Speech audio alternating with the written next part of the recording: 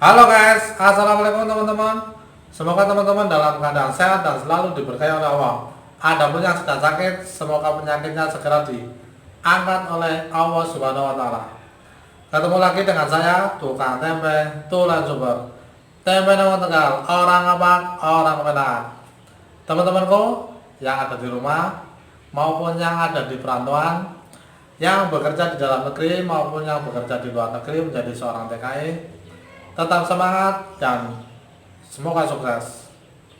Oke, pada kesempatan video kali ini saya akan mencoba menjelaskan bagaimana cara mengolah limbah tempe agar baunya tidak kemana-mana, agar baunya tidak mengganggu lingkungan sekitar. Ya, bagaimana cara mengolah limbah tempe yang baik dan benar agar baunya itu tidak mengganggu lingkungan sekitar atau tetangga di sekitar tempat kita mengolah tempe. Seperti apa? Simak video ini sampai selesai dan jangan di skip ya.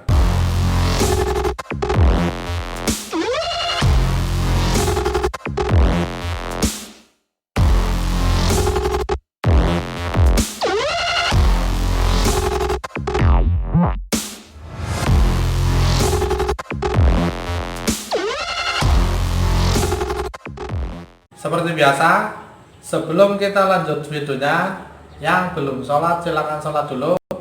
Jangan sampai video ini menjadikan kita lalai atas apa yang telah diwajibkan oleh Allah terhadap seorang muslim.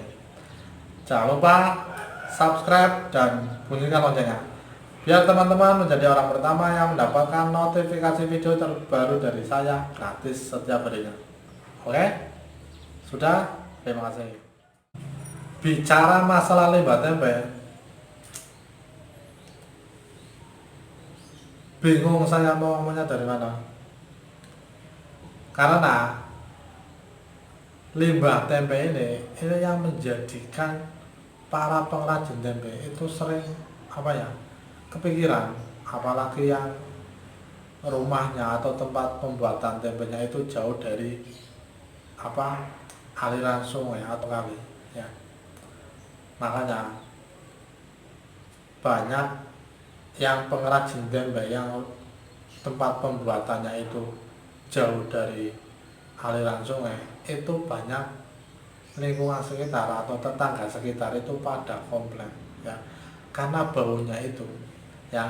Yang menyebabkan bau itu karena limbahnya itu tergenang dan tingkat keasaman dari limbah tempe tersebut itu sangat tinggi, makanya tidak bisa diserap oleh tanah. Jadi sebesar apapun teman-teman membuat septic tank atau tempat buangan, itu pasti airnya itu tidak bisa diserap oleh tanah karena tingkat keasaman dari limbah tempe tersebut lebih tinggi dari tingkat keasaman air yang ada di dalam tanah. Makanya limbah tempe tersebut tidak bisa terserap oleh air. Nah, biasanya saya untuk menyiasati itu, saya untuk limbah kulit arinya saya kasihkan ke para peternak yang ada di sekitar kita ya. Untuk pertama biasanya saya yang mendatangi para peternak tersebut, nanti kemudian lama kelamaan itu peternaknya yang akan datang ke tempat kita. Jadi kita juga win-win solution, jadi saling menguntungkan. Peternak juga membutuhkan ampas tempe kita juga membutuhkan bahwa limbah tempe kita itu bisa terbuang secara aman, yang minimal tidak terlalu mengganggu lingkungan sekitar kita.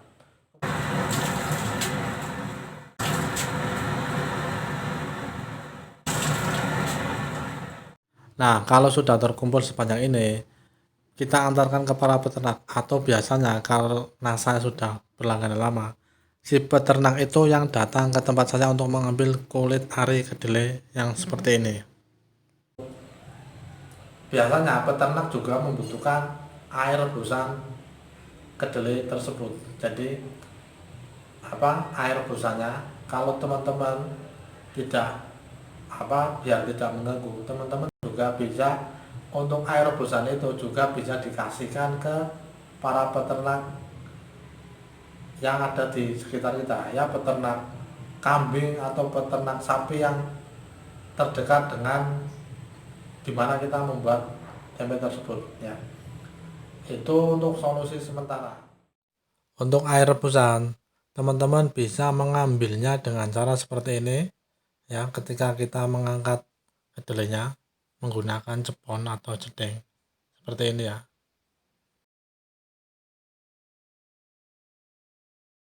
Yang namanya ada katanya untuk dibikin biogas itu juga, tapi itu biayanya sangat mahal, dan biasanya itu untuk dimana lingkungan tersebut itu sudah komunitas pengrajin tempe atau pengrajin, biasanya itu pengrajin tahu, atau pokoknya yang terdapat limbah cair itu pasti, kalau sudah pemerintah sudah turun tangan ke situ, berarti di situ sudah ada komunitas, mungkin hampir satu desa atau satu wilayah tersebut itu sebagai pengrajin tempe atau pengrajin tahu.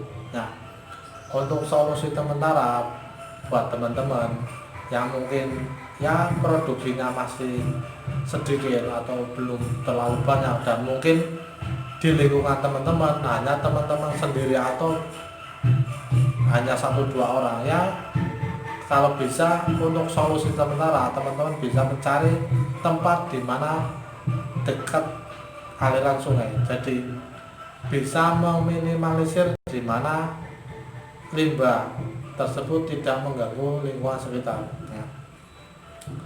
Kemudian saya juga pernah melihat acara di salah satu stasiun televisi, itu ada yang air rebusan dan air rendaman kedelai itu ditampung di bak yang besar. Nah, nanti itu akan mengendap kotoran-kotorannya atau sari-sarinya itu mengendap ke bawah, dan air yang di atas itu menjadi air yang jernih. Nah, air yang jernih itu sudah tidak bau katanya, tapi teman-teman bisa mencobanya. Katanya itu sudah tidak bau, dan itu airnya nanti yang dibuang ke aliran sungai. Mungkin teman-teman bisa meniru seperti itu. Kemudian ada lagi salah satu pengrajin tempe di Lampung Selatan, itu namanya siapa saya juga lupa, itu membuat solusi, membuat seperti cairan terbuat dari sayuran, buah-buahan, dan gula pasir itu dihaluskan, kemudian difermentasi, kemudian cairannya itu bisa untuk menghilangkan bau busuk. Nah, bau busuk ini bisa untuk menghilangkan bau busuk dari limbah tempe maupun bau busuk dari limbah-limbah yang lain seperti septic tank, buangan air besar dan lain sebagainya. Itu katanya bisa 6 bulan menghilangkan bau busuk tersebut. Nah, mungkin seperti itu solusi dari saya, ya, teman-teman. Untuk solusi yang mungkin bisa teman-teman lakukan itu limbah kulit ari kedelai hasil saringannya itu dikumpulkan, kemudian dikasihkan ke para peternak yang ada di sekitar lingkungan teman-teman, di mana teman-teman membuat tempe, ya. Peternak kambing atau peternak sapi itu biasanya suka kalau dikasih seperti itu. Kemudian cairan bekas air rebusan, ya, air rebusannya juga para peternak itu juga membutuhkan. Nah, biasanya kalau sudah lama seperti itu, nantinya si peternak itu akan mengasih kita ya semacam hadiah lah, uang atau biasanya kalau ternaknya itu dijual, itu nanti kita akan dikasih, ya, kita nggak usah minta lah. Nanti kalau si peternak itu ya pokoknya nanti teman-teman bisa merasakannya. Kalau intinya teman-teman nggak usah minta ini harus dibayar berapa atau dihargai berapa, itu nggak usah, dikasihkan saja rutin tiap hari Nanti lama kelamaan itu peternak itu yang butuh. Jadi peternak itu nanti yang akan datang ke tempat kita ya. Seperti itu ya. Paham? Ya, jelas ya, bisa dipahami ya. Oke. Sekian video dari saya. Semoga video ini bermanfaat dan bisa menjadi referensi buat teman-teman yang membutuhkan informasi seputar tempe. Jangan lupa share atau bagikan video ini ke akun sosial media teman-teman. Silakan like dan komen video ini di bawah. Yang sudah subscribe, semoga usahanya semakin sukses. Yang belum subscribe, silakan subscribe dan bunyikan loncengnya. Dengan teman-teman subscribe, berarti teman-teman telah mendukung channel ini untuk terus maju dan terus berkembang. Teman-teman juga bisa mendapatkan notifikasi video terbaru dari saya gratis setiap harinya. Terima kasih yang sudah menonton. Kalian semua kece banget. Salam tukang tempe.